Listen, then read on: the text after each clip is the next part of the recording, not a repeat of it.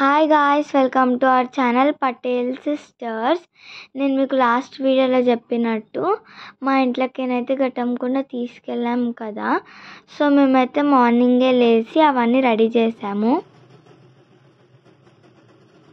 Committee వాళ్ళు వచ్చేసి ఘటంకుండనైతే గుడి దగ్గర వరకు తీసుకెళ్లారు. నాన్న ఘటంకుండకి దీపం ముట్టించి హారతి ఇచ్చిన తర్వాత ఘటంకుండనైతే కిందికి తీసుకెళ్లారు. కిందికి తీసుకెళ్ళిన తర్వాత గుమ్మడికాయ కొట్టి కొబ్బరికాయ కొట్టిన తర్వాత వాళ్ళైతే గుడి దగ్గర వరకు తీసుకెళ్లారు. ఇది జూన్ 6th రోజు అయింది.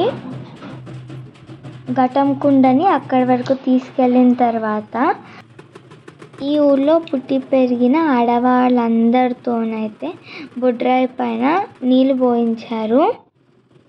మేము నీళ్ళు పోసేసి ఇంటికి వచ్చేసాము. ఆ తర్వాత కూడా అక్కడ చాలానే కార్యక్రమాలు అయ్యాయి. మేము వచ్చేసాక కూడా అక్కడ బొడ్రాయికి ప్రాణప్రతిష్ఠ అయింది.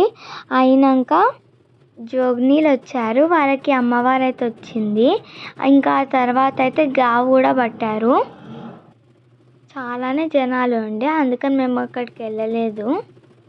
ఇంకా మేమైతే ఇవేమీ చూడలేదు, అక్కడికి వెళ్ళలేదు.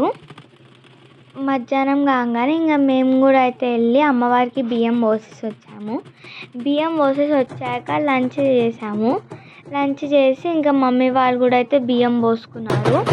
అప్పటికే 4 అయింది. ఇంక అప్పటి నుంచి ఒక్కొక్కరు అయితే బోనాలు తీయడం స్టార్ట్ చేశారు. మేము తీసే టైంకి అయితే వర్షం పడింది.